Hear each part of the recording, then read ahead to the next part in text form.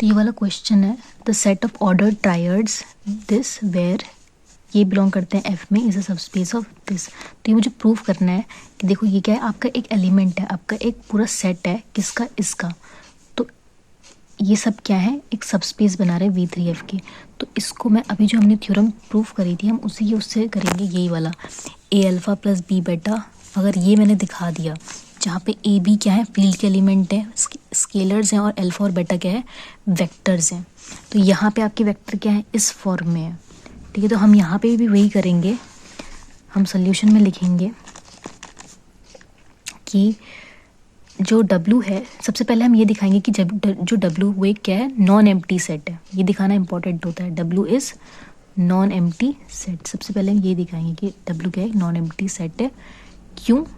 क्योंकि सिंस जो zero vector है उसको मैं ऐसे लिख सकती हूँ 0 0 0, है ना। जो ज़ीरो वेक्टर है मैं उसको ऐसे लिख सकती हूँ, इस फॉर्म में है वो, A1 0 A2 0, और बाकी तो ये 0 होना ही था। तो ये मेरा बिलोंग कर रहा है V में, है ना। तो इसका मतलब W एक नॉन एम्प्टी सेट तो नहीं है, क्योंकि हमारा हमेशा हमने देखा है कि कोई भी थ्योरम जब हम करते हैं सबस्पेस की, तो पहली ये लाइन लिखी होती है कि W एक नॉन एम्प्टी सबसेट हो, फिर हम उसको सबस्पेस प्रूव करते हैं। तो यहाँ पे हमें इतना ज़रूर दिखाना होता है कि जो W है वो एक नॉन एम्प्टी सेट होता है।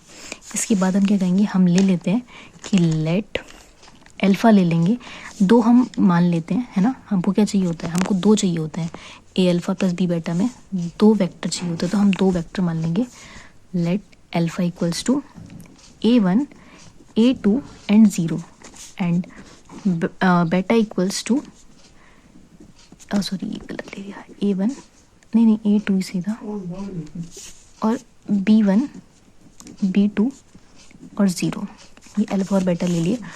और साथ ही साथ ये कहेंगे कि ये क्या है, let alpha equals to this be elements of, ये क्या है, एलिमेंट्स हैं ऑफ हमारे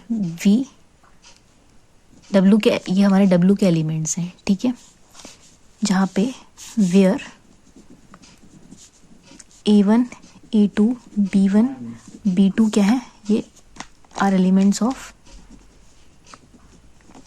F, ये F के एलिमेंट्स हैं, हमारे फील्ड के एलिमेंट्स हैं, ठीक है। तो अब हम क्या ले लेंगे, अब हम क्या लेंगे, एक जैसे यहाँ पे हमने ये 2 वेक्टर उठाए हैं, अब हम क्या लेंगे, 2 स्केलर उठाएंगे। तो let A comma B belongs to F।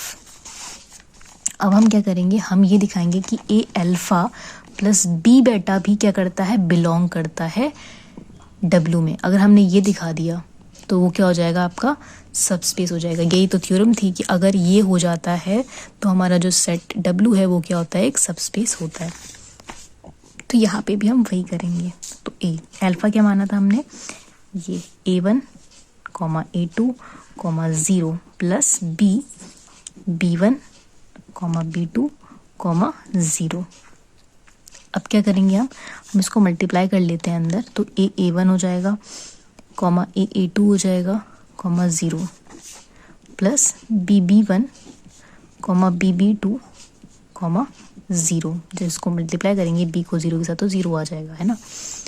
इसके बाद क्या होगा, इसके बाद हम क्या करेंगे, हम इनको ऐड कर लेते हैं, ये इसके साथ ऐड होगा, ये इसके साथ, और ये इसके साथ। तो A1 plus BB1 A2 plus BB2 0 तो 0 ही हो जाएगा, है ना। अब ये जो है ये क्या करेगा, अब देखो ये जो फॉर्म है, क्या ये वाला जो एलिमेंट है ये आपका W में बिलोंग करेगा, सॉरी A में बिलोंग करेगा।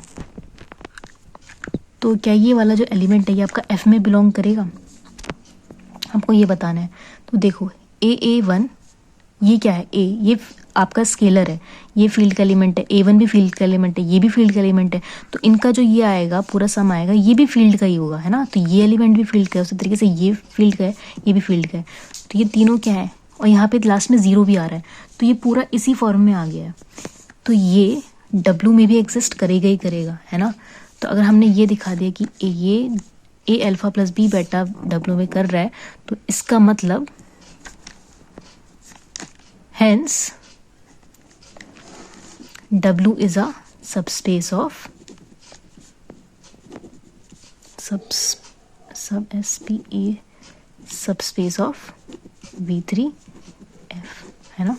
आप ये भी दिखा ऊपर लिख सकते हो कि since A1 plus B1 comma A2 plus B2 belong करता है F को, है ना।